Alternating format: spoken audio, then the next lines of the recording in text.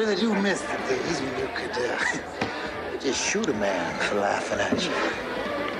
Word of warning, in this establishment, we do not bother to call 911. Cassidy got out, and now it's our turn. God's not gonna kick his own ass. What exactly is the question? My question is, if it breaks the spell and gets us the hell out of here, why don't we just kill her? Let me make one thing crystal clear. You bust up in my office like that ever again, I will cut your balls off and roll them like dice. You gonna blow on them first?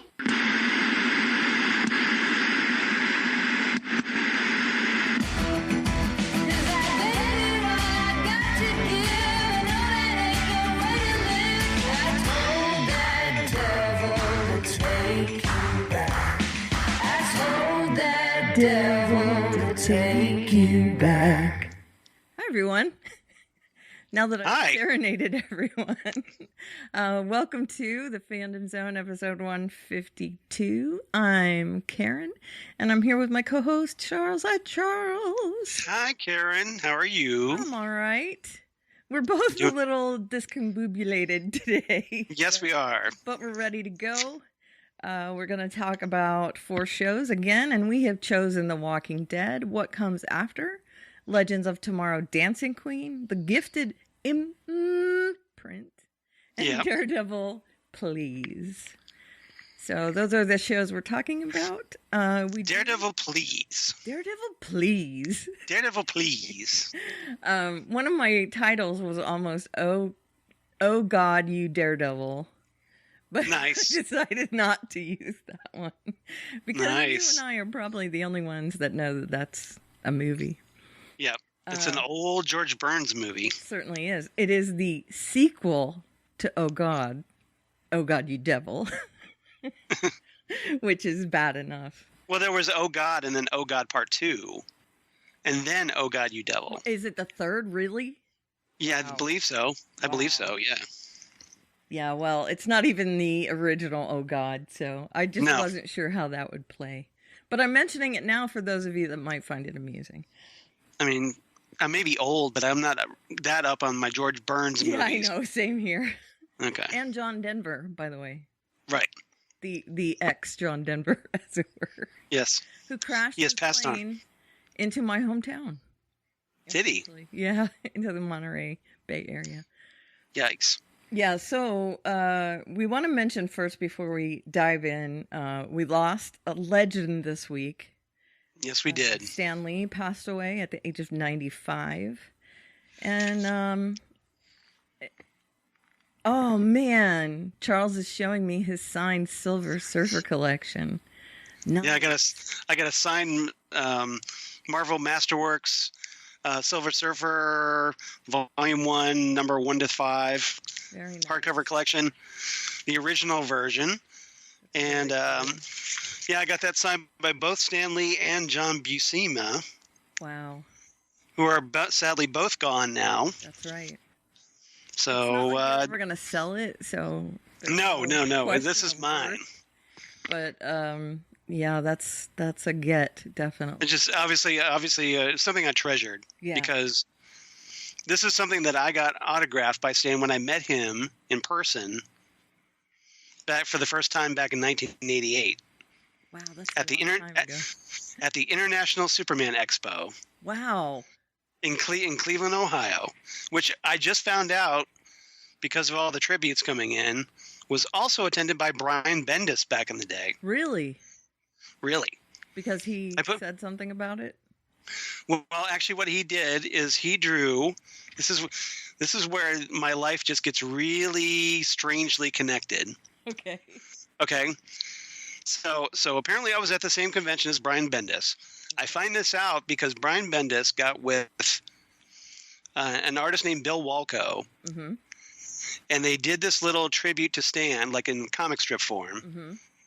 or comic book form, and it was posted on the New York Times website. Wow. Overseen by George Gastinez. Right. Now, I know Bill Walko and George Gastinez because of they were members of Titan Talk, the original Titans fan group that I belonged to back in the early 90s. Right.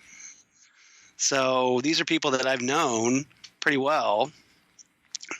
Wow. I mean, not super close, but I mean, I know that Yeah. I was actually corresponding with Bill Walko for quite a while back in the day. So it's kind of weird. So it's just like, all right, so these people that I know from back in the day are doing a comic about Brian Bendis being at the exact same Superman convention where we both met Stan Lee for the first time. Very weird. How weird is that? Yeah. Yeah.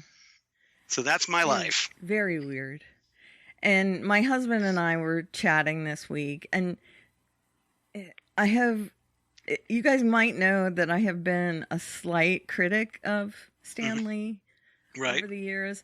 I can't deny his impact on the industry. I mean, and there were a lot of great things he did. Everyone's done bad things, right? Yeah. So he'll still be missed. There are no saints in the comic book industry. No, definitely not. But yeah, so we just wanted to kind of, nod. Yeah. Because this really bothered me because I'm a huge fan of Stan's. Mm-hmm. And I met him twice, like I said. He was nice and friendly as all get out to me both times. Sure. And so at least, for meeting fans and whatnot, he was everything you want him to be. Oh, see, that's great. I love and I haven't heard anybody say like they had a bad experience meeting Stan Lee. Mm-hmm. No, I haven't either. You're right. So I think that alone speaks volumes. And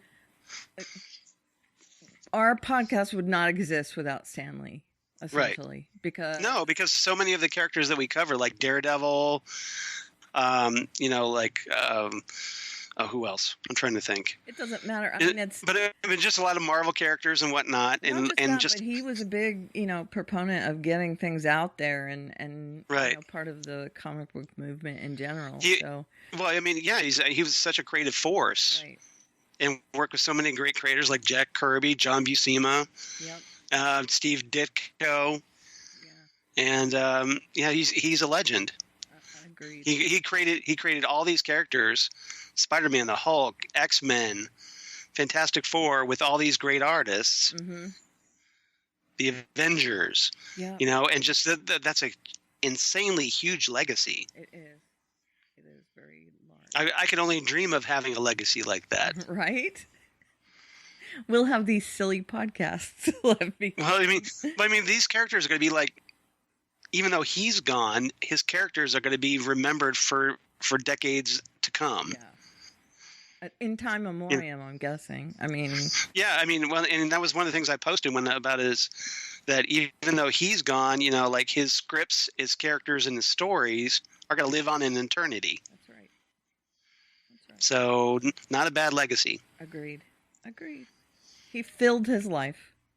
Right. So we definitely wanted to, nod to him and say, without him, the comic book industry would just be nothing, essentially. So. And wherever you are, Stan, Excelsior. There you go. I like that. Okay, so now let's talk about our shows. Shall we start with The Walking Dead? Yes. Okay, yes. The Walking Dead 905. What comes after? Well, this is teleplay by Matthew Negrete, directed by Greg Nicotero, in a very special episode because, hey, it's the last Rick Grimes episode, everybody. Right, episode. Emphasis on the word episode. Right. Because as we learned after this episode aired, literally seconds after it aired, the news broke that they are making movies with Rick. So. But even though we don't know for certain if they're TV movies or actual motion pictures. Right. I don't know that they know. I don't think they know either. Right. But it's supposedly AMC, so I'm thinking TV movies. Probably. Spin-off TV movies. If they could get it in the theater, they would, though. But if it does go to theater, one, it wouldn't surprise me. Yeah, me either. And two, it could be pretty cool on the big screen. Yeah, it would be pretty cool. I know that they've showed selected episodes in theaters, like premiere episodes and landmark episodes. All right. It wouldn't be a huge leap to get that. So basically, him, as Rick, he's going to be reprising Rick, and then Pollyanna McIntosh, the character, the who's also known as Anne or Jadis. Right. She's going to be joining him in these TV movies. So this is really the end of both characters on this show. Right. So we decided we would cover The Walking Dead. And yeah, it's kind of a big episode. It is a huge episode, and not just for that. I mean, there's a lot of things in it. Well, we got a lot of returning Walking Dead stars in this episode. We did. A lot of touchy feely, like. Yeah. Like heart wrencher. Grab the tissue box and go like, oh, I remember. It was literally Scott Wilson's last performance. Yes. So there's that. I mean, can we talk about more dead people this week? Yeah. Well, it is The Walking Dead, so I guess it's kind of... But I mean, he's dead in I know. life. You know what I mean. I know. And they dedicated the episode to him as well. So. As well as they should. So, yeah. So on top of Stan Lee, we've lost Scott Wilson recently. Right. And thankfully, my wife Lori got to meet him before he passed. Oh, that's awesome. And got his autograph. That's awesome. So, and she said he was really nice. Oh, yeah. So, it's always the nice ones. I know, isn't it? Well, no, not always, but most of the time, yeah. Generally, yeah. The people you don't want off the planet are off the planet. The ones that you want off the planet stay around forever. Right? Yeah. All right. So Universe. My storyline titles. Yeah. Quote unquote dead, but not forgotten. That's Rick and his 3 ghosts of apocalypse past. Right. And that's including Anne Save, so that whole story. B story is he loved Lucy. Yeah. So should we have called this the Rickmas Carol? Yeah. See the Rickmas Carol. Rickmas Carol. Although with Carol in it. Oh, I see what you did there. Yeah. So he loved. Lucy. How about a Rickmas, Carol? Okay, that works. It's a Rickmas Carol. It's a Rickmas Carol. Nice. Thank you. Now we've really talked that point to death. So yeah, we have. Okay, yeah, B story. He loved Lucy. Yeah. That's Negan in jail. And C story is jumping with Judith, which is nice. The jump forward and all that. Yeah, we had time jump. Right. So the main story, of course, is Rick and his 3 ghosts of apocalypse past. I had not made that connection to like that kind of maybe ghost of Christmas past, present, and future. Yeah, well, I mean, now that you bring it up, they're all past, but they are 3. I mean, people that get visited in 3s that are that's kind of a trope. So right. He was visited by. Oh my God! What's the guy's Shane? Shane, thank you. John Bernthal. Right, Shane. The Punisher. That's right. So hey, it's Rick Grimes and the Punisher. Boy, they had a laugh about Judith being Shane's kid, didn't they? And Rick took that pretty well. Yeah, he did. Well, at least while he's dying. But Shane was in pure Shane form. Oh, he was definitely douchey Shane. And then he gets visited by Herschel. Right. And then by Sasha. Sasha, thank you. Sonequa Martin Green, fresh from the Discovery in the 23rd century. That's right. She flashed back from the 23rd century. She did probably slingshot around the sun to come back into time to return back to. And that might be why they jumped forward. It was because in my head, Star Trek and The Walking Dead are connected. Yep. Yeah. They're in the same universe. Definitely. I've declared it. All right. So he gets visits from these 3 quote unquote ghosts. Mm-hmm. Probably hallucination on all 3 counts, but who knows? They've been very meta when it comes to, faith and things like that. And then he also has a hallucination of his literal present with Michonne and and all his friends telling him he needs to wake up. Now, all three of them told him he had to wake up. Yeah. Because Rick, as you know, from the cliffhanger from the previous episode, was wounded. Yeah, he fell on rebar or something. Yeah. Basically, he decided to become like a rebar sickle. Yes. And impaled himself on some rebar thanks to that horse. Yep. And which he gets right back on. Well, you know, I'm thinking it's all like revenge from all the horses that Rick got killed over the course of the series. Mm-hmm. And you know, just recently, a guy went back to save a horse when Rick told him not to, and ended up killed. Right. So that's karma, baby. Horses are trouble. Horses don't forget, apparently. You forget elephants. It's horses that don't forget. That's true. And so he finally does wake up just in time to make it to the bridge where they're going to get inundated by walkers, and there's explosives that failed to go off. And he decides, well, I'm already hurt. You know, there's not much for me to do, so I'm just going to explode myself. And then we got a lovely view of these charred zombie remnants floating in the water. Right. While Anne looks and sees Rick on the bank. Yeah. Kind of, you know, mostly dead. He's mostly dead. Right. And well, you know, of course, everybody else does the like, oh, Rick, no. Yeah, Michonne especially.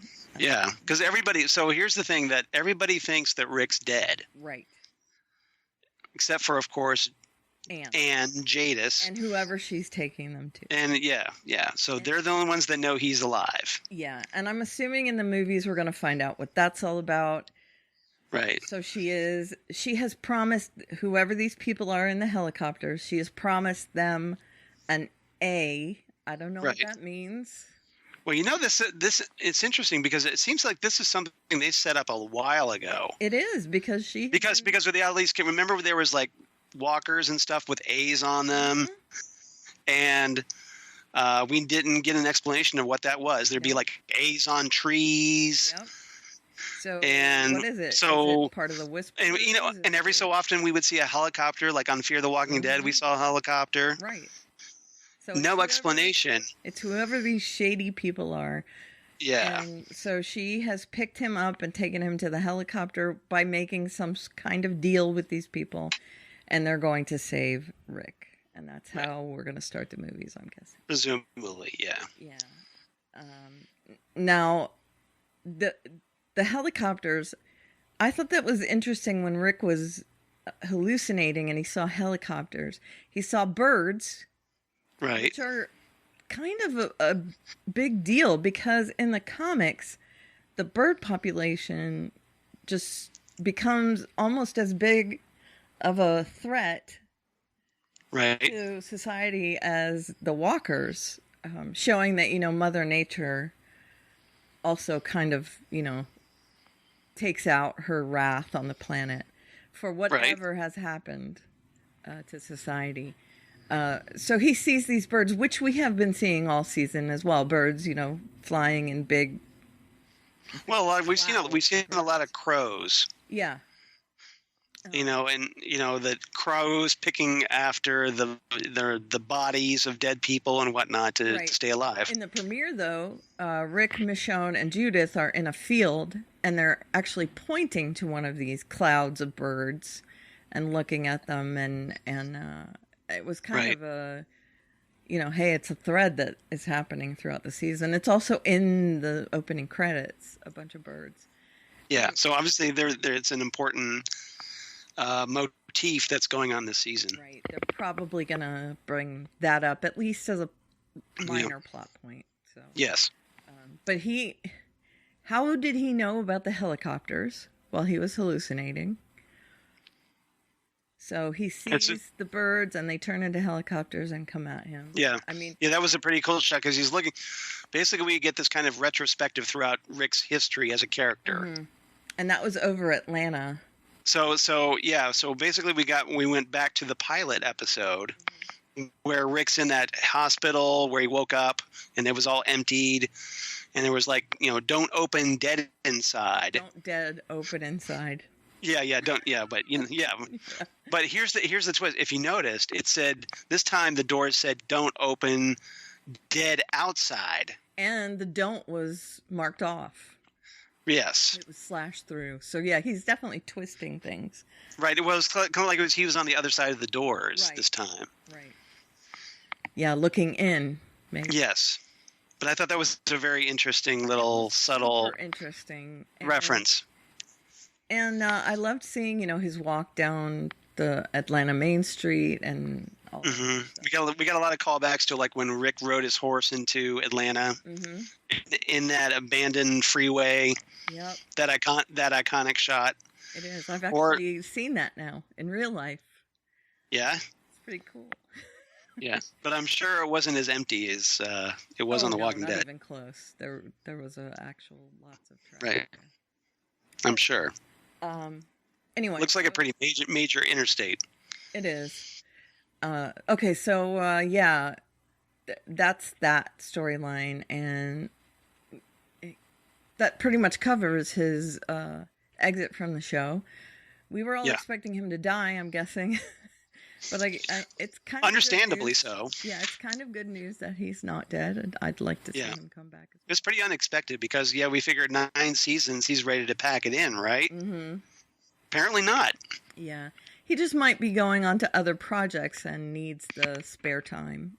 Well, I mean, maybe he wants to do more, but he still wants to do more with Rick. Right. So the compromise is just like, well, hey, you can do these TV movies. Let's do both, yeah.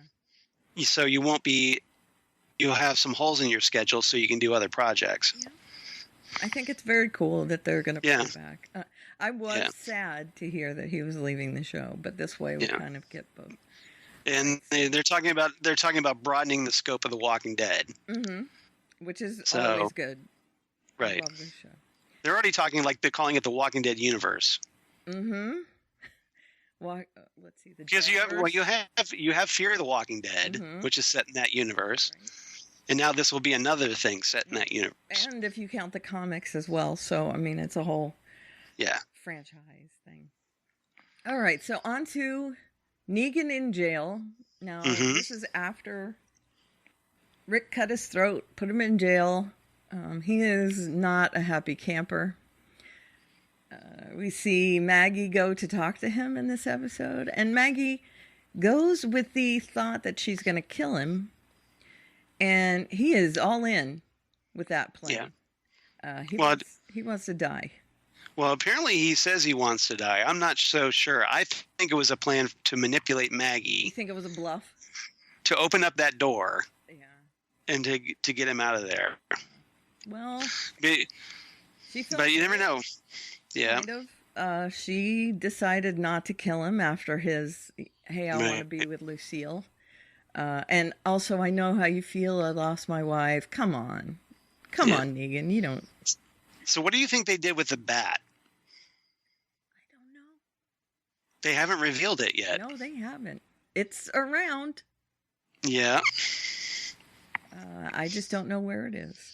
They did not leave it where the saviors could get their hands on it. What they should have done is ground it into toothpicks. Yeah, I agree. But I'm assuming it was kind of a trophy for Rick.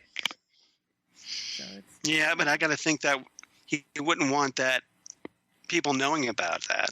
Agreed. You would because you would think what it would do to Maggie to know that thing was still around. Right. And that brings up the point that Maggie is not thrilled with what's happening with Negan throughout this episode. She expresses her what is it? Frustration. There you go. Frustration with the situation. You're welcome. To Daryl as they're on patrols, and Daryl being with her, cementing the fact that he has gone to Hilltop now. Yeah. So they're out on patrols, and because they're both like wanting, like, why is Negan still alive? Right. Why is he still alive, and why are we working with the saviors? Right. And they both really are disquiet. We should have just killed them all. There's much disquiet on both of their fronts. Right. So, and also, this is the episode where Daryl goes into the forest, right?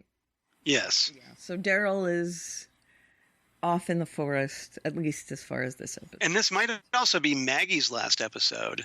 It might be. Because Lauren Cohen, I guess her contract negotiations fell through. Right. I think she just wanted to leave. I think she did too, because she's already picked up on another show, Whiskey Cavalier, on ABC, I believe. Yeah. Which will probably get canceled after 6 episodes because Whiskey Cavalier is a horrible title for a show. It is. They're call sign letters. Yeah. But yeah, I'm horrible I'm thinking title. that she'll still be on a few episodes, but Yeah. I don't think it's going to be a lot. And with a time jump, they could easily say, well, maybe she died, or she went away, or she took her kid and then just left. Right. Bugged out. Yep. Yeah, okay. So then we have Jumping with Judith, which is the show actually jumping a number of years. Right. We're not told how many. Michonne. I'm thinking 6 years. Yeah, about that, I'm guessing. Because of how old Judith looked, and yeah. Michonne has a few mysteries that we're finding out about her. Right. Was she left with some kind of legacy from Rick? And what is it with this show? Like knocking up people and then like killing them in quotes. Yeah. But Judith was really interesting because when we're introduced to the older Judith, she's rocking a katana on her back, just like Michonne. It's like Mom. Yeah.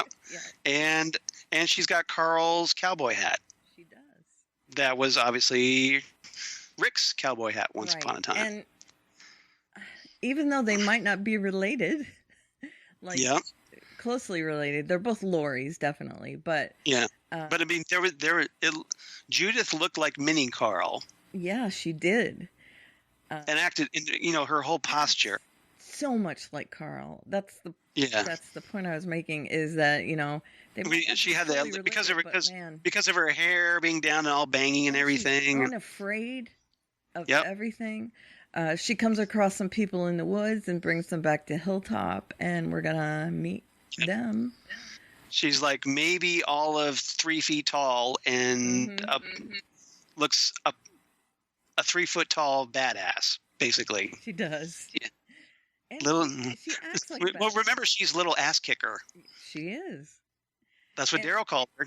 I'm guessing that she is going to be the new Carl. Of Carl, yeah, because Carl. Yeah, she'll do all the stuff that Carl did because Carl was killed off in the comics, or I mean, on the show, but still alive in the comics. Right. Yeah. So she's going to take that place, I think. Yeah. She's going to be the similar. And then somebody will take Rick's place on the show. I assume so. Yeah, probably Daryl. Probably. He's the most popular character. Unless they reform Negan. Do you think they're going to reform Negan? I had that thought. I don't think that would fly very easily. No, my wife would not be happy with that. A lot of hoops. I mean, I love the actor. Well, I mean, I think they're at this time. From what I read, is that Negan was still going to be like in prison 6 years later. Right. So maybe they figure sometime is like at this time something happens and it's time to let him out. Right. But they would really have to explain a lot if that happened. Agreed. Yeah. So it did pop into my mind, but man, they would really have to write a lot of words to get that to happen. Well, Negan's still alive in the comics. Oh yeah, I know. He's not in charge, though. I don't know. I haven't read that far ahead. Well, he's not in charge. He's not the new Rick. Okay. Are you current? Because I'm not current on that. I'm a couple episodes behind. A couple issues behind. Okay. Yeah, I acquire them. I get the every birthday or Christmas. I get the collections. The trades. Well, yeah. So I get those from as gifts. So like, yeah, Lori gets them for me because she knows we were both Walking Dead fans. So I read those, and so I'm constantly catching up. I usually have to binge. Yeah. So I get 4 or 5 issues at a time. Got it. All right, so that's pretty much it. Some exciting stuff happening. The preview at the end of the episode was really good. Yeah, and I saw the ratings. Apparently, the ratings held up. Yeah, they certainly did. So I thought they would go way down after Rick left, but apparently I think there's some curiosity factor going in play. Well, with the jump, definitely, I assume they would keep that. Apparently it was a good enough hook to get people watching the next week, which is what you want. Right. Yeah, you don't want to lose your audience. And I have seen the term nudith. Nudith? Yeah, that's funny. About. I have not heard that. That's cute. Nudith. That's fun. That's funny. Which I might take and use it myself. Yeah. All right. So, what did you think of this episode? I thought this was a strong episode. It's not a perfect exit for Andrew Lincoln as Rick Grimes, but I thought it was very strong. 9 out of 10 helicopter transports to a spin-off film series. You like that? Yes, that's a mouthful too. It is, especially when I'm still recovering from a coughing fit before we started. And I gave it the same. We're on the same wavelength here. 9 heart-wrenching tributes. Yeah, there was, but it was a great trip down memory lane, and I liked the way they did it. They just brought in some quick cameos, and it had purpose to Rick's story. Yeah, it did. And just and it was obviously great to see Scott Wilson after his death in real life, one last time, as Herschel. And added a lot of temerity to his death as well. Yeah. Or his death, his supposed death. Yes. To his friends and family and stuff. All right, on to Legends of Tomorrow 403, Dancing Queen. Dancing Queen. Sorry. Got to break out the Abia. Which makes no sense for this episode because this episode is all about 70s punk music. Yep. So this is written by James Egan and Morgan Faust, directed by Kristen Wendell. Excellent. Thought it was a great episode, by the way. It is a great episode. So my A story is Rage, Rage, against the fake queen instead of machine. That's good. I like that. That's very clever. That might be my favorite this week. Really? Yeah. Okay. Rage against the fake queen. Yeah, and then second story, no bollocks, because Constantine does not kick his dad in the nads. Yeah. And that's what bollocks are. Right. And the C story, worst wingman. Yeah. Gary. Nate. Yeah, Gary the Virgin. He gives that great pep talk to Nate. Well, she didn't wait very long to get married again. Yeah, thanks, Gary. Thanks for that. Now I understand why you're a virgin, Gary. Yeah. So, I mean, I can sum that up in just a minute, right? Gary and Nate are working for the time cops. They go on a mission to prehistoric times. I guess they set things right. It's still not clear whether they have or not. Yeah, I'm not quite sure what they did. They just traveled back to 760,000 BC. Yeah. And started walking through a jungle, and then there's there's a saber-toothed tiger here. Right. And then they just go running back to the Time Bureau. Right.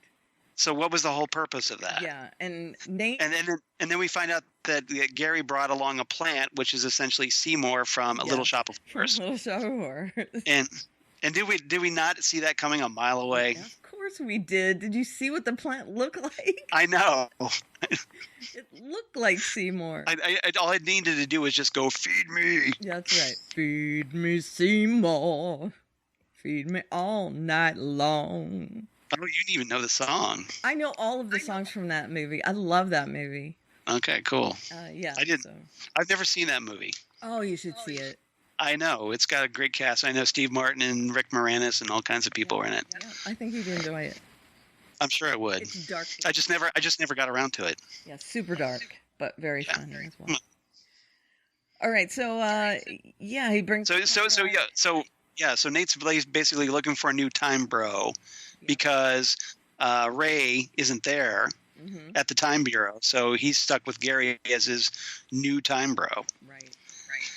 And they are not really. They're not gelling as bros. No. Gary thinks they are. Well, no. Well, Nate throws him a little bit of a bone later on. Yeah, but Nate's nice. Yeah. So that's probably it. They high five, I think, at least. Yeah, and here's a plant. And I think Nate is still quite unsure as to what they did to fix the timeline. But okay, let's move to Rage Against the Fake Queen. They are the main storyline in this episode. The main storyline. The team finds out that the queen is kidnapped. Yeah. And so they have to go to London in the 60s. Yeah. 60s, Here's what happened. Okay, so the episode starts off with Queen Elizabeth partying at a 1970s punk concert in London. Right. We see her crowd surfing, of all things. And in the present day, the legends learn that incident caused the queen to be institutionalized, right, which causes this massive anachronism in England. So that's why they head back to 70s London to correct the anachronism. Right. And so that whole body surfing incident never happened. Exactly. And they connect it to this punk band. And the smell. The smell. The smell. Yeah. Terrible name. But it sounds like it could be a good British punk band from back in the day. Sure. And who do they? No, they don't send Ray in. Ray's the driver. They basically the band goes into the concert hall to try to speak with the band, and Ray, who hates punk music because he's Mr. Goody Two Shoes, super square guy, right? He's out in the car. He's basically the getaway driver. Yeah. And the band kind of hightails it out of the concert hall, gets into the van, and tells Ray to step on it. Right. So he ends up getting drafted. Drafted as a kind of groupie with the band. Yeah, and he tries to prove himself to them to say, "Yeah, I'm punk. I'm a bad guy. My name is Ray." Yeah. Yes. And, so that was the gag, is that Ray, the squarest person ever, trying to prove to a punk band that he's hip and cool and edgy, and with it. And with it, down with the kids. Exactly. And hello, fellow high schoolers. Right. If you saw that Buscemi meme. Yeah. And it's hello, my fellow kids. It's amusing. Hello, my fellow kids. It's amusing to see, of course, him placed in uncomfortable positions because, like, he gets a tattoo and and it's one of the corgis, because essentially they kind of haze him a little bit and give him this test that he has to steal one of the queen's corgis. And they're assuming he's going to be arrested and just take his van. But he actually pulls it off with the help of Heatwave. Heatwave and Sarah. Yes. Sarah takes out a couple guards and Heatwave kind of like oversees everything, and then Sarah takes out the guards. Yeah. So then Ray comes running in with the corgis, all panicky, and they're like, "Wait a minute, you actually did this? That's awesome!" Right. So they accept him for a while into their band, and they give the dog a mohawk, a green mohawk, and take him to the pound. The local dog shelter. Right, where he is found and returned to the queen. Not quite unharmed, but for the most part unharmed. Right. It's not like they did anything to him apart from just like punk his hair up. Right. Well, and took him away and carried him around. Yeah. But it's a dog, so. But they didn't do any actual harm to him. No physical harm to the dog. Yeah, so it's not like they're evil or anything. I think Ray was worried. Yeah. And then Ray ends up cozying up to this the band's leader, Charlie. Right. A female Charlie. A female Charlie. Yeah, we should. Yeah, we should. It's this show, so we should specify that. Although, yes, she might not be female. Right. We don't know for sure. Yeah. Because we know that's not her real form. Right. She said because she assumed that form from a toothpaste ad. Yeah. So we don't know whether she's male, female. Yeah. And of course, because of having this kind of gender non-specific name. Mm-hmm. Charlie, exactly. Yeah. That it could be anything. So turns out but she's a shapeshifter, which is how she can do this. That's her. That's the anomaly. Yeah. That they go to fix. And they decide they're going to kill her and send her to hell. And Ray, of course, is saying, why do we need to do that? All she did is shapeshift. Yeah. She wasn't trying to hurt anyone.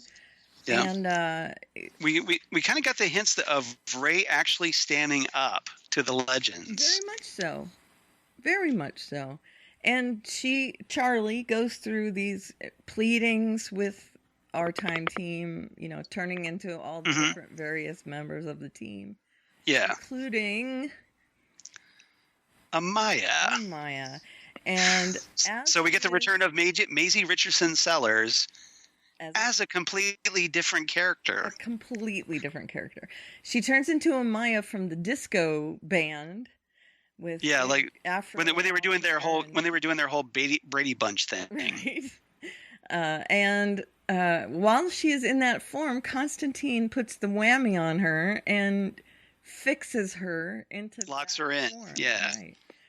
Yeah. So they take her back onto the Wave Rider as Amaya, which is how to get Amaya back on the show without disrupting her timeline.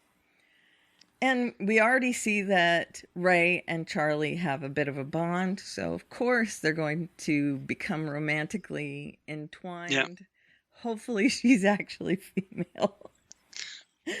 Well, maybe just Ray's okay with it as long as physically she's a woman. Probably. And she looks like Amaya. Yeah, that's true. Yeah, so it'd be kind of hard, because for one thing, Maisie Richardson Sellers is very attractive. Super attractive. Yeah. But how awkward is that going to be if he has Ray has feelings for Charlie, who looks like Amaya, and then Nate comes because that's coming down the pike. Of course it's going to come, and they're such big bros. And they're time bros, Yep. So they're the real time bros. Yeah, exactly. So they may not be after that. Right. And there's no going back to England in the 70s without Constantine popping in. Right. They did How great was that? They did not want him to go for that very fact that he should not be there. And he did make a mention of his band, which I love. Yeah, we got a mucous membrane reference. We did. So as Karen and I, because once upon a time we had a little podcast called Dangerous Habits, the Constantine podcast. Yeah. I keep thinking we should have played our Constantine theme. I know. I was running late. That's all right. That's all right. But on top of that reference, the mucous membrane, because that's John's punk band from the comics that he was in. We also got to see John's father and mother. Yep.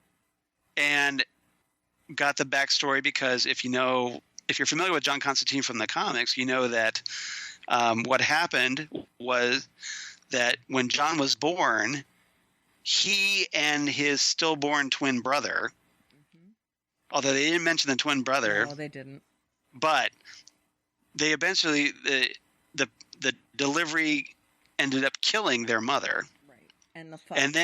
and then John's father blames John for his wife's death. Right. And takes it out on him at every opportunity. Right, throughout his entire life, and which is one of the things why he turned to magic. Right. So, and I love the fact that, hey, we actually got that introduced. I know. We didn't get it in his solo show. Yeah, Constantine. Yeah. We got it in this show. And I love it only had 13 episodes, right. So I love that they condensed it into this little nugget of information that came all at once. And yeah, so as Constantine fans, this was a big episode for us. Huge. It was great. First of all, I love him mentioning punk because that's a big deal to him, and him going back to England and them not letting him join in their reindeer games. That gives him the opportunity to go visit his mother. Well, he didn't want to.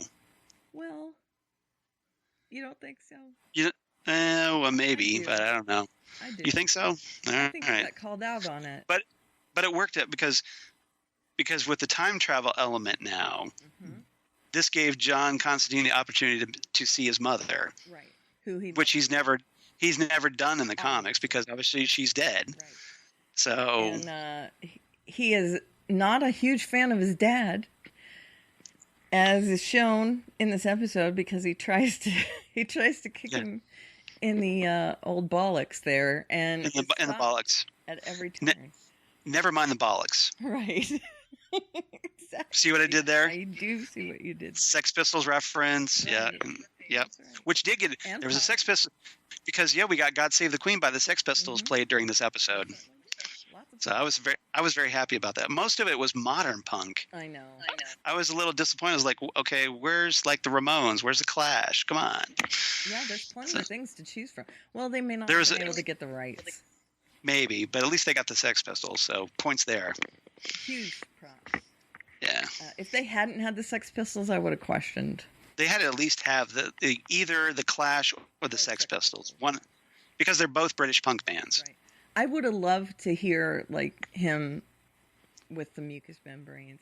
I mean, I think it would have been cool if they'd gone back so he could watch himself play.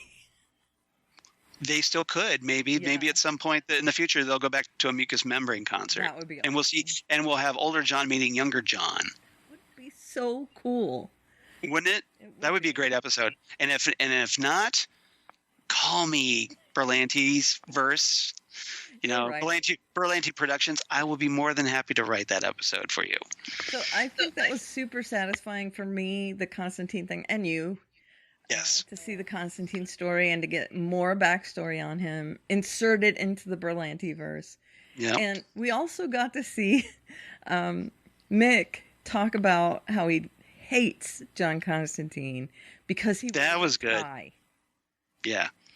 A tie is a arrow pointing to the fact that they always lie. And I was like, what? What are you talking about? Let's put this in context. It's from Heat Wave. Yeah, I know. So, yeah. This is Heat Wave logic. He has gotten much smarter over the course of the show, but he just does not like John. Well, he just still has his grudges. Sure. And yeah. I think he doesn't like John because there's so much alike. I agree. 110%. So maybe we'll finally get an episode where Heat Wave and Constantine are put together and they have to work through their differences. In an ice locker, and there's something like that, or in hell, or in hell, because of all the heat and flames and whatnot. Fantastic. Yeah. Okay. So maybe they go to visit Captain Cold in hell. Do you think Captain Cold's in hell? Well, he died selflessly. That last act. So maybe they'll resurrect him from the dead or something. I think he needs to come back at least a little bit. Yeah, I do too. So that's pretty much it for this episode. I liked it. I gave it 8.5 Mohawk dog tattoos. Yeah, this is a lot of fun, and we're totally in sync again. 8.5 crowd surfing queens. Yeah, so great. Yeah, I am really liking Legends this season. Yeah, this was a very fun episode, and actually made good use of Constantine. So which was very happy about. Hitting on all cylinders. Yeah. All right. The Gary and Nate stuff, which I think was the weakest part of this. It was still funny. Yeah. It was entertaining. A good special effect. And we got a new character. Tiger. Yep. Mm-hmm. And we met a new character. So yep. Big episode. All right, on to the Gifted 206 imprint. Yeah, imprint. So we're gonna get because we're doing. Well, so we did X's. Right? We did X's the first season. MEN, I'm assuming. So now we're getting M's. Right. So presumably, if there's a third season, we'll get E's. and if there's a fourth, somehow there will be ends. Right. Yeah. Yeah. So But right now we're in the ends. Right. And it's so really annoying because it looks bad every time I see it. I want to correct it. Yeah. Because like in this episode title, it's the second letter. Right. So that's capitalized, but the first letter isn't. What? Oh, it's driving me crazy. Yeah. It's Yes. irritating. If you're a writer, that just bugs the crap out of you. I'm a grammar person. You are. Spelling and yeah. Yeah. Really So this one was written by Don Camosche or Camoche, and Ariella Bleher. All right. Hope I'm pronouncing. If I'm not pronouncing that right, I apologize. Blar. It's Blejer. Blair. Okay, Blair. Yeah, that's what I'm guessing. Directed by Michael Goy. All right. And so And what's our agency? My A story is Attack of the Clones. That is the Cuckoo / Esme's backstory plus Lorna. That was big this episode. It was a Got huge. some major background on the Stepford Cuckoos. That's right. And the B story is stigmatized testing. Get it? Okay. Standardized Yeah. testing. I see what you did there. Yeah. And the C story is Jace's Mortar, a play on Ace Reporter. Okay. And that's Jace and his bomb. Oh, I see what you said. I see. That's good. Okay, now I get it. I was trying to figure out where you're going with mortar. Reporter. Okay, got it. I get it now. I don't know. Okay. It's dumb, but it's the only thing No, I it's could fine. think of. That's all right. That's all right. They can't all be winners. Yeah, so Jace is still at it. He's Yeah. working with. It's like, dude, let it go. It's cost you your marriage already. He's been roped into this whole group that now is in. Yeah, now he's with a hate. Now he's with a hate group. Right. And did you not a good look. We got a little cameo by Peter Gallagher, who's going to be in the next episode. Known most probably for While You Were Sleeping, but he was also in a million other things. So Peter Gallagher appears on the TV. In the next episode, he's taken to meet Peter Gallagher. From what I hear. So is this like one of the big wigs of the hate group? I think so, or at least an influential. I kind of think that he might be kind of a Fox News kind of guy. So he. Okay. So maybe he's media. Yeah. Okay. Well, he was on the TV reporting on. So basically, Sean Hannity. Right. He was reporting on the news. Yes. Yeah. Reporting on the news of the mutants dying in that. Got it. In that church. Yes. Okay. So I remember. Blows up a church and kills Shatter in this episode. Yeah. So we did lose a character. Now, granted, it wasn't one of the major characters, but it was one of the recurring ones. Yeah. So and he was actually one of the cooler ones because he had this cool look. Yeah, it was neat looking with the. Yeah, it was because we found out that he was basically his skin was crystalline, which is why he had that look because he had tried to kill himself. Right. And cracked his crystalline skin. Not unlike Arseface. Right, only it looks cooler than Arseface. It looks amazing, and Arseface. He doesn't look like an arse. Looks terrible. Yeah, but I mean that's kind of a. If anything else, it should be Crackface. Right. But Crackface. There you go. Ask exactly what. See what I did there? Yes. Arseface, Crackface. He does reveal in this episode that to Reed that he tried to kill himself when he couldn't control his powers. And I think that is the thing that allows us to handle his death, I guess, because he didn't want to live at one point. And so this is his get out of jail free card. Well, I can end my life and also do good at the same time. Yes. Yeah, because he does sacrifice himself to protect the others. He literally Right. And Ray, not Ray. Jace shoots him with a armor-piercing bullet, which takes him out. Shatters. Yeah, basically, like we see all this kind of crystalline fragments fall out of his body, and there's like a cavity where all that crystalline. Jace being just the horrible person that he is, takes a piece Right. of Shatter home with him. Yeah, like a souvenir. Terrible person. You are the absolute worst, Jace. Yes, Jace. You are. You are the worst. And Yeah. then we did get some interactions between Reed and Thunderbird. Thunderbird. Thank you. Yeah. Thunderbird. James Proudstar. That's right. And Thunderbird. Or no, I'm sorry, John Proudstar. James is his brother. Okay. He So, is trying to train Reed how to control himself. He actually incites him to use his powers against his will by making Right. him super angry, proving to him that, hey, you can't control yourself. We got to get Yeah. you under control. We got to teach you how to control your powers. So essentially, like, Thunderbird has become the Cyclops of the Mutant Underground. Yeah. He's the leader, and he's the guy that, is trying to continue Charles Xavier's dream. Right. Of, making sure that mutants don't abuse their powers and Right, and also teaching them how to use them right. to protect themselves. Right. Yeah. So that's what he's doing. Reed does not get his entire lesson, however, when they're thrown into danger. And he ends up using his power to lead them to safety while Shatter sacrifices himself. Right. But understandably, before this, Reed was pretty freaked out. Oh, yeah. And I was thinking, like, well, it's going to make going to the bathroom really awkward. Right?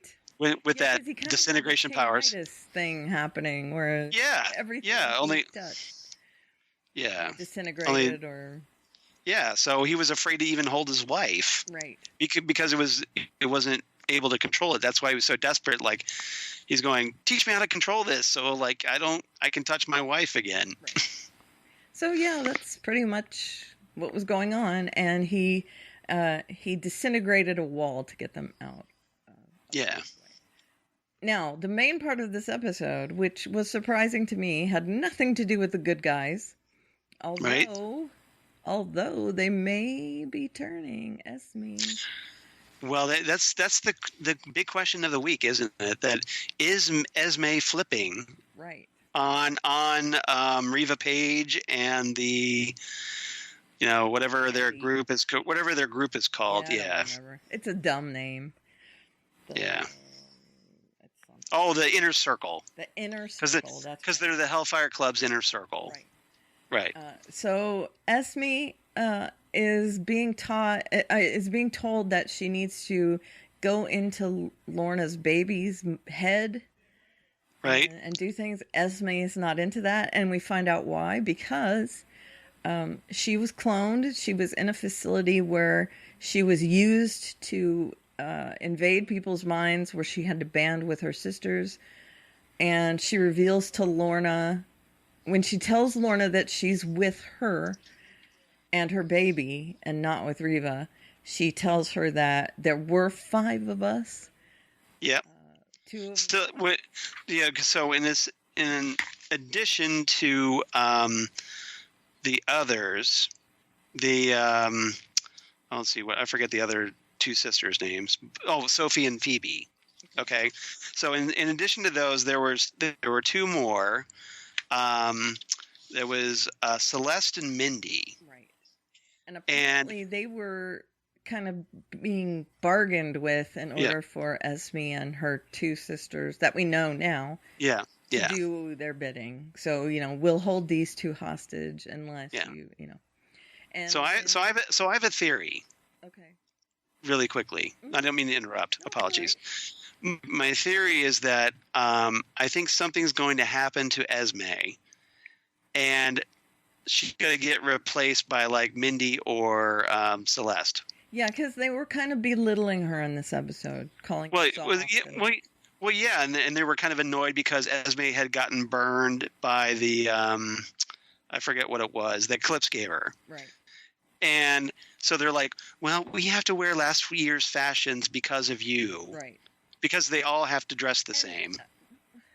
So it's have to dress alike. So they're totally mean girlsing Esme. Right. Themselves. And which is essentially, but their sister. Right. And so, which is one of the reasons why I think Esme is going to flip. Right. because she's becoming independent of the hive mind-like mentality they share. Exactly.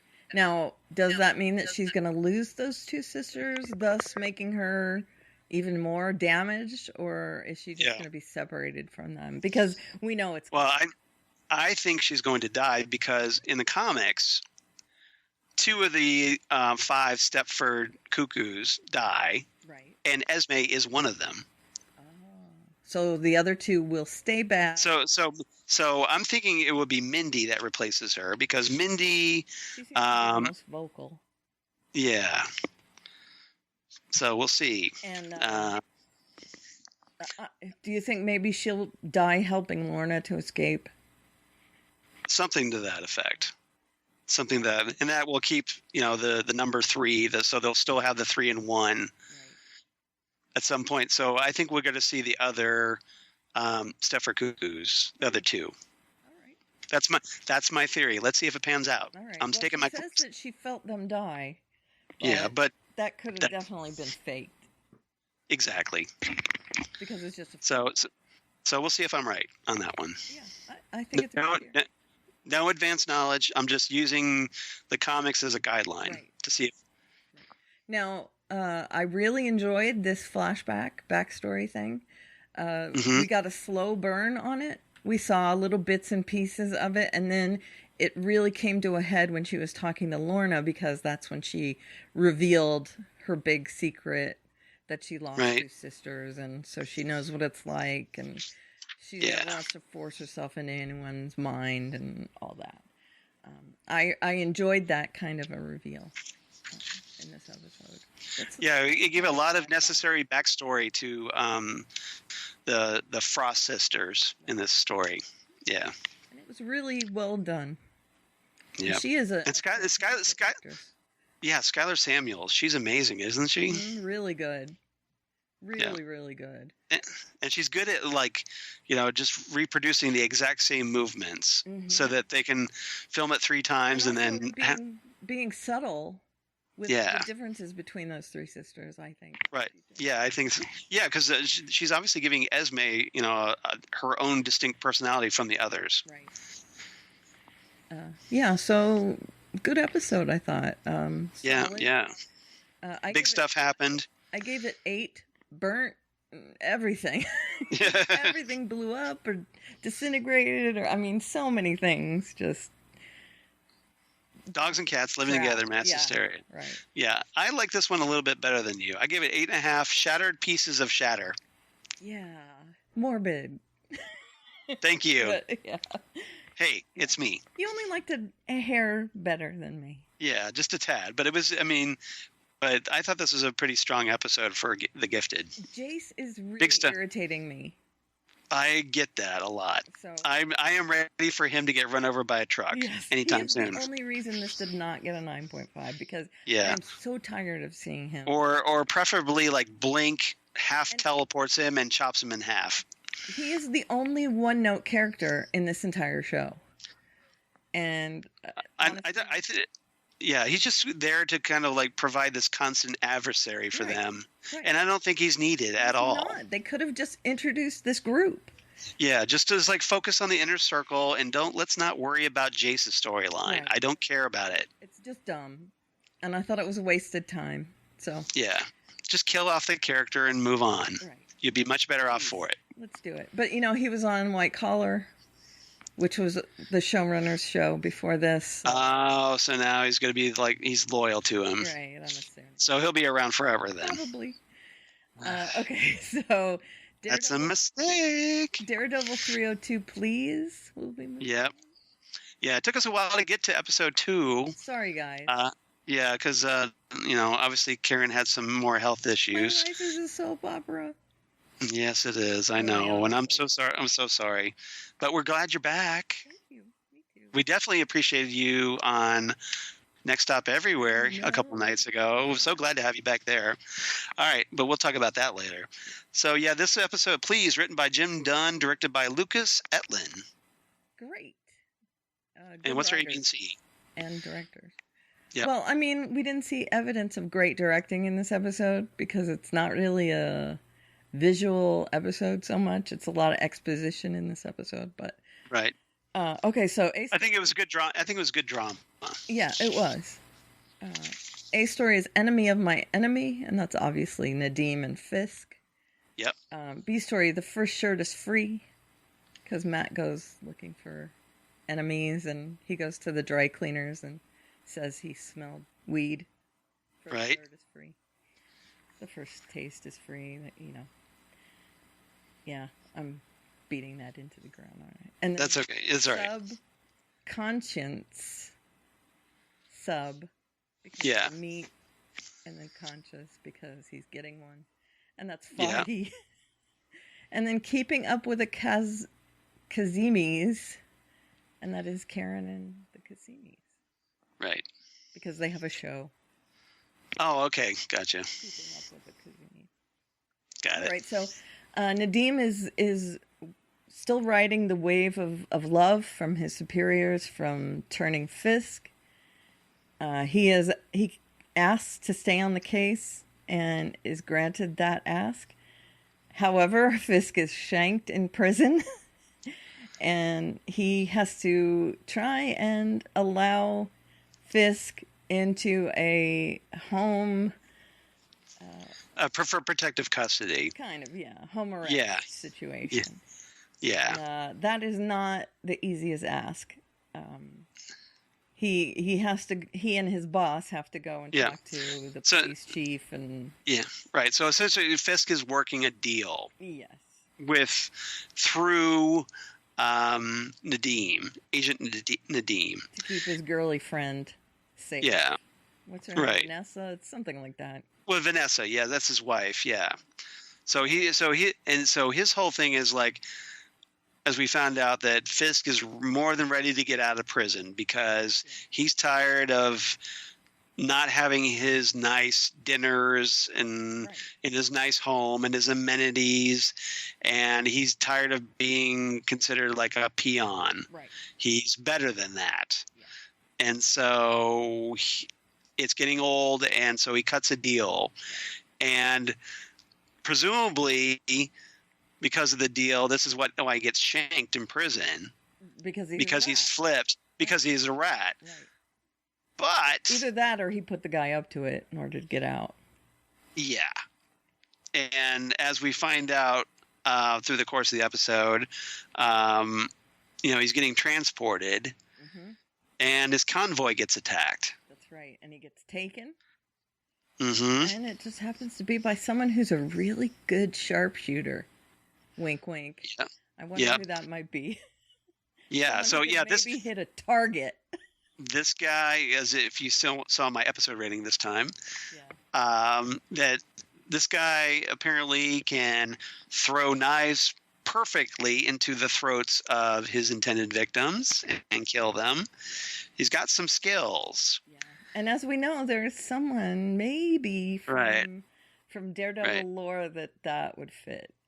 But he keeps referring to Fisk as convict. Yep. And so he may not, at least immediately, be an ally. Right. Now, to the king. Of course, is that Fisk and this character get closer and closer to meeting in the middle, and it turns out that Fisk is going to enlist him. Yeah, because what had happened is that the Albanians try to attack the convoy. Mm-hmm. And they're cutting their way in, and that's when the person shows up, right? And attacks, kills them. It's the future Bullseye, obviously. Exactly. Yeah. Let's just talk. It's much easier just to say, "Hey, Bullseye shows up." And well, the future Bullseye. I don't think he's Bullseye future Bullseye. Yet. Yeah, he's not Bullseye yet. Yeah, he's not Bullseye yet. So proto Bullseye. Proto Bullseye. Yes. Yeah. The quasi Bullseye. Bullseye. Yeah. Bullseye. Yes. Air quotes. Yeah. So that. Right. Run like the wind, Bullseye. No. Oh wait, that's Toy Story. It is. Did you see the trailer? I did saw the trailer. I did. You guys need to watch the trailer for with Toy Story. Forky. Yeah. New character. So yeah. All right, the first shirt is free. This is Matt goes looking for the guys that beat him up in the last episode, and it's based on the smell of weed that he got from the van. Yes. That it was a dry cleaning van, so he smelled the dry cleaning solution and the weed. So he tracked down Cheech and Chong, and Yes, pretty much. Weed in a van, definitely. Or to make it more modern, Jay and Silent Bob. There you go. Thank you. That's one the kids might. That's the reference the kids might actually get. Either if people don't know who Cheech and Chong are, it's pretty obscure now. Really? Yeah, there's pretty obscure. I think so now. Yeah, there's. They know Jay and Silent Bob are. Especially Kevin Smith's a big weed user. So yeah. Well, you guys let us know. Or Seth Rogen. They know that. Yeah. Okay. Seth Rogen and Seth Rogen. Yeah, pretty much. The two Rogans. The two Rogans. Yeah. Yeah, so he goes looking for these guys. He tracks them down and cuts all the power. I love that he goes in to the dry cleaners and he's talking to them and he's like, "Do you have a flyer?" And he feels the guy's hand. It's like, I don't have it in Braille. Yeah. Well, I've got seeing friends. Yeah. He feels the guy's hand and that he's missing a finger, which, that's the big tip. So that's the guy. Right. Yeah. Oh, I see what you did there. And he goes to the basement in his ninja. Yeah, he's in the back in the Daredevil season 1 garb. Right. Ninja Devil. Ninja Devil. Yeah. He goes to the basement, he turns off all the power, and he ends up taking them all out. Because of course he doesn't need to see. No, so it puts them at a disadvantage. He's perfectly the same. Right. Well, not perfectly the same, but the same as but my point is that he's the same as he was before with the lights on or off. Right. And it's not a disadvantage to him; it's a disadvantage to them. Right. And it's not a clear win. I mean, he takes them down and gets out, but he's still recovering. Yeah, he's still having a really hard time. And then there were other scenes as well with him in the convent or the orphanage. Yeah, where he's with the Sister Maggie. Right, and there's flashbacks to him as a youth with the father. And Father Lantom. Right. And then, of course, near the end of the episode, he's told that Wilson Fisk is out of jail. So he doesn't just find these enemies, he finds an enemy. So that is him looking for all of his enemies in this episode. There's also a bit where... It's just kind of like when his hearing comes back, that's the first thing he hears, is that Wilson Fisk is out of jail. Right. He also goes to the hospital and lets... the daughter of Casimis know that he was the one that saved her father and saved her. Right. So a little run in there, and we'll move on to the keeping up with the Casimis. Karen is tasked with interviewing because he is a big shot developer, and talks to the daughter who wants nothing to do with reporters. Yeah, she kind of wins her over by saying that people thought she killed her brother. Right. So they have something. So that's that. So it's like, well, yeah, I know what it feels like. Right. So that apparently breaks the ice. Yeah. And so they chat, and when she hears that she was saved by a ninja guy, she figures out that Matt's probably alive. She's suspicious, at least. Right. Yeah.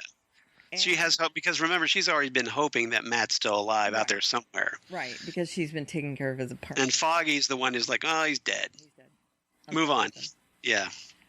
So she goes to see Foggy, who is having Thanksgiving at the butchery with his family. And, we finally get to see the butcher shop that Foggy's mentioned several times. Yeah. And so we meet his family. We meet his brother Theo and his mom and his dad. And a host of other unnamed. Yeah. And Theo took over the store because Foggy had to go off and because he had, his talents as a lawyer. Right. Now, can I just add here, cougaring, that Theo, he can be on every episode Oh, you're good with Theo? I'm okay with him. Were you all? Well, yeah, he's a little Sawyer from Lost. Look. Do we get the sound effect? There we go. Yeah, that's definitely cougar worthy. I'm sure he's quite young. Yep. So yeah. So you're saying we need to keep this subplot, is what you're saying? I think 100% we need to keep Theo on the show. Okay. He is so essential to my viewing pleasure at this point. Karen getting a little ginger action. I don't know. Is he ginger or is he just? I think he's ginger. Okay, well, Foggy's ginger. Foggy is. He looked kind of chestnut haired. Okay, well maybe it's it could be the lighting too. No, Yeah. I'm sorry. It's not like that. He's just cute. Yeah. Okay, so Foggy gets visited by Karen at the butcher's while he's there, and Karen says, "I think Matt's alive." They have a bit of a talk, but the main he's all what? Yeah, what? The main gist of this storyline, of course, is to puncture Foggy's little privileged life. He is developing a bit of a conscience. He's not happy with maybe, helping out all the 1%ers. Yeah, he's missing that Matt was a crusader. Yeah. And he's missing that bond they shared. Right. And because I do that feeling that it was them against the world. Right. And I do think that he considers himself kind of in a gray area. Yeah. Like, I'm not really the good guy anymore. I'm helping some people that are real dirtbags. Yeah. And he has a chat with Theo and says, "Hey, thanks for taking over the shop." And, and he talks about having, a bit of an issue with where he is now. And his father pokes him. "Oh, yay. Why do you drink this really expensive swill?" stuff?" Yeah. And it's like and a Pabst Blue Ribbon. No. I'm just kidding. VR. Yeah. Yeah, so this whole episode, I think the theme was like prisons. Being in a prison of your own making, being in a prison of not having all your senses back, being in a prison of the paparazzi is always intruding on your life. That's really insightful, Karen. You're absolutely right about that. Well spotted. I can. That's good insight. I liked it. Essentially, everyone identifies Kudos. with being in a situation that they can't get out of Right. in this episode. Right. Yeah. And Feeling trapped. Nadim. Trapped in their own lives. Nadim as well, because it is brought up again that he has money issues and right. Yeah, he's in the hole. And he's stuck in not only that financial prison, but that he can't really draw attention to himself. And that he can't get promoted because he's in that financial debt. Right. So everybody. So he's stuck in his career. Mm-hmm. Everybody's. Which is one of the reasons why he wanted to reach out to Fisk, because he maybe saw a way to kind of jumpstart his climb back out. Yeah. Yeah, get out of the hole that he's in. Right. So people trying to get out of their prisons in this episode. Yep. Well done. Okay, so what did you give this episode? This was a strong episode. Daredevil season 3 has been hitting home runs so far, as far as I'm concerned. 9 out of 10 from me. Knife bullseyes because hey, bullseye. Right. And bullseye. I was just a hair lower than you, but it's a high rating, 8.5. Yeah. Hanging soccer balls, and let me tell you where I got that. In the butcher shop, there's a bunch of hanging meat up behind. Yeah. One of them is a soccer ball. In a net. Interesting. And it's hanging there with all the other meat. I wonder if it was like a specially wrapped meat. No, I don't know. It's a soccer ball. Okay. Okay. Well, maybe just. Okay, that's funny. That's funny. But yeah, I found it super amusing, so I thought I'd use that. I'm gonna have to go back and look for that then. Yeah, it's where he and Theo were chatting. It's right above their head. Right. You mean you actually looked at something besides Theo? Yes. I'm not that hyper focused on my cougarism. Just teasing you. Especially when there's something that weird jumping out at me is a soccer ball. That's funny. Yeah, so 8.5 from me.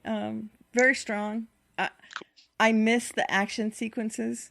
So this was Yeah, a but- little light on that. Well, you don't have to worry because I'm like a couple ahead of you, I think, because I've been watching once a week with my parents, Lori and I.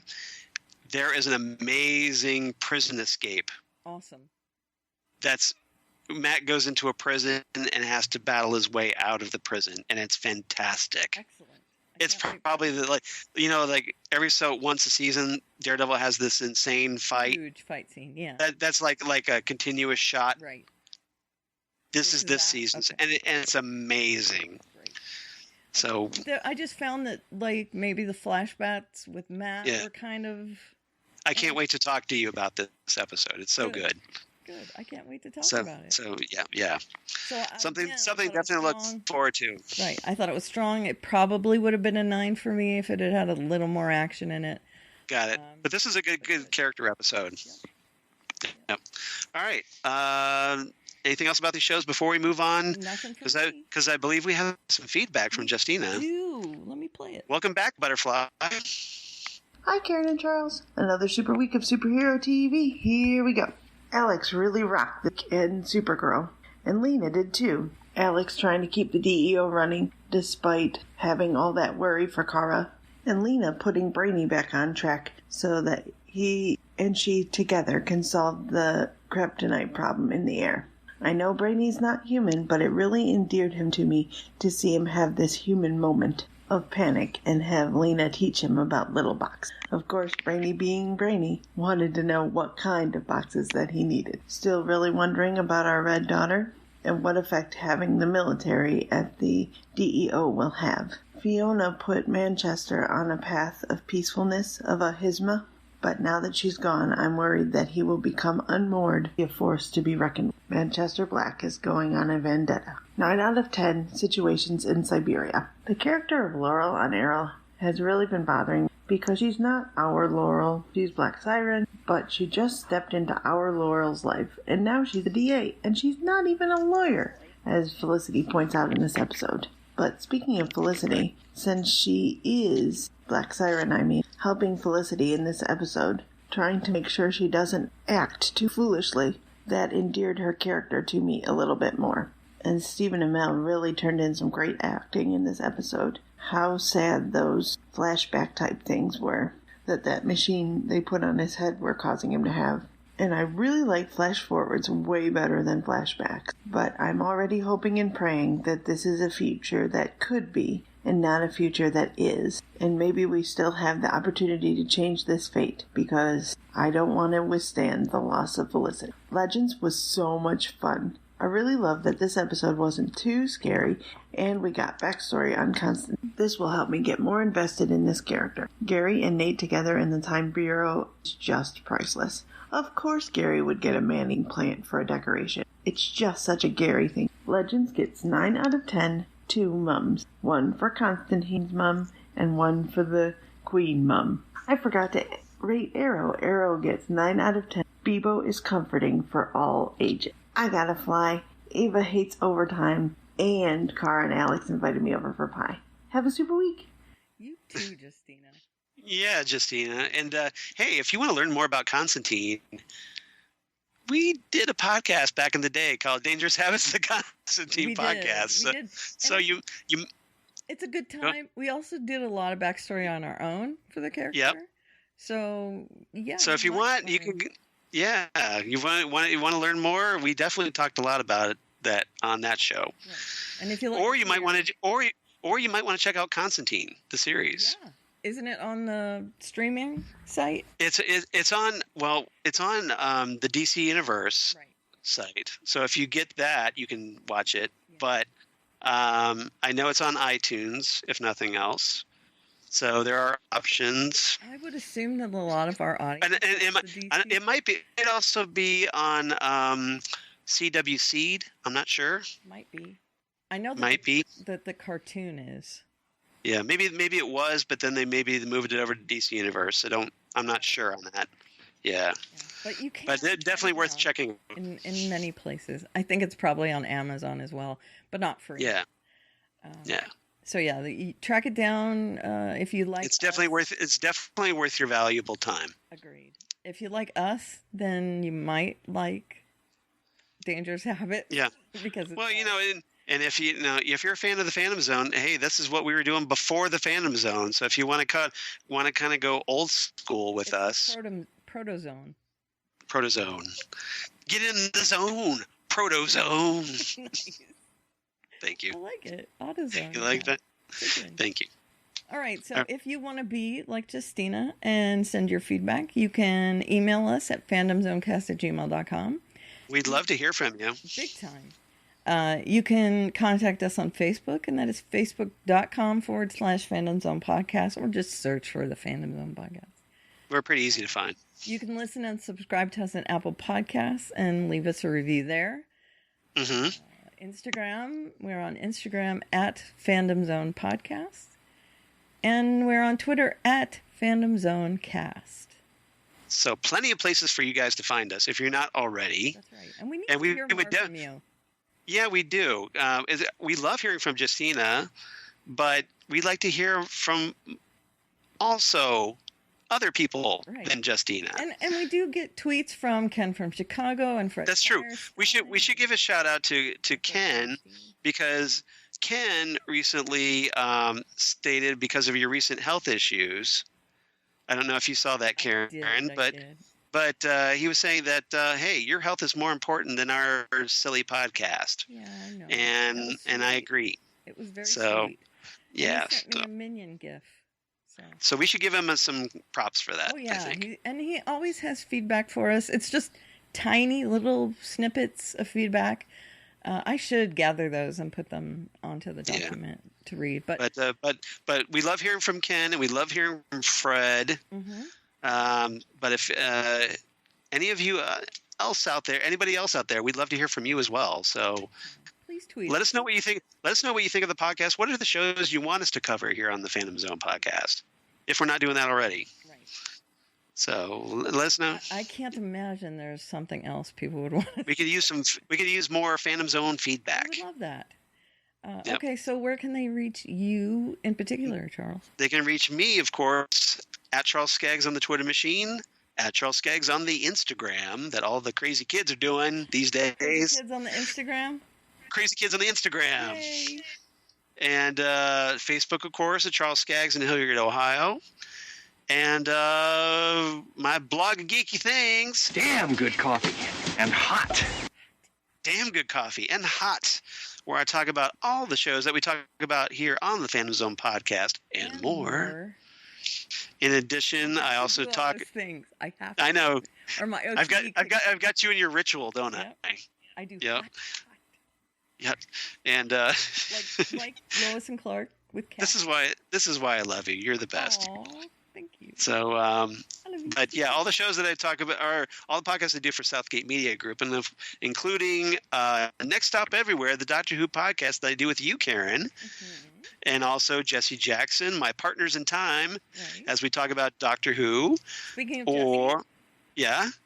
Speaking of Jesse, we also do Titan Talk, the Titans podcast, which is one of the shows that we don't cover here on the Phantom Zone podcast. Well, mostly because you cover it with Jesse. Exactly, but yeah, that we talk about it there. So if you're a fan of the DC Universe series Titans, or the upcoming Young Justice show, or Doom Patrol, which looks going to look amazing, right? And so amazing.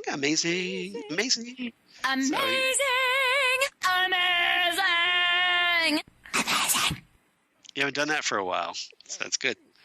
Yeah, all right.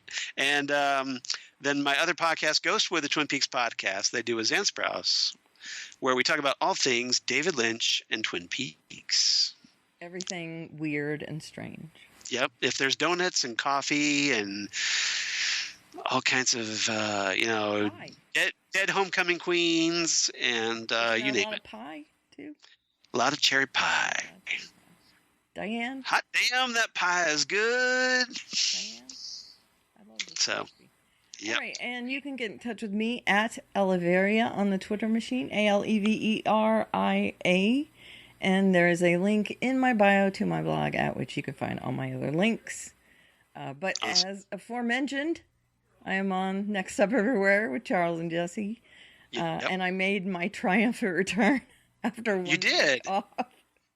Yep. It was only So 1 week in that case. It was only 1 week. Well, you were under the weather, and we were just glad that you were able to feel good enough to talk. So, Karen, we just recently recorded episode 124 of Next Stop Everywhere, where Karen makes her triumphant return, and that's going to be called Demons of the Punjab. If you want to hear the latest of the Phantom Zone on Next Stop Everywhere, the Doctor Who podcast. And there is a little taste of the Phantom Zone near the end of that episode, isn't there? Yeah, because Jesse decides to go walkabout, he buggers off and is foolish enough to leave Karen and me alone. Right. So hilarity ensues. And Phantom Zoneness ensues. There's much shenanigans. Exactly, and there was much rejoicing. Right. Yeah. And by the way, so he'll never ever do that again. They put everything Monty Python on Netflix, so I'm going nuts with that. A lot of documentaries too, which I love. Well, and also the Turkey Day marathon's coming up. So, yep, Turkey Day with Mystery Science Theater, new season of Mystery Science Theater. So, lots of good stuff to geek out about. All right. Anything else about that we want to talk about here, or are we gonna say farewell for now? I think we're good. Are you good? I'm totally good. So everybody, come on back next time as we talk more comic book shows on television right here on the Phantom Zone podcast. Bye, everyone.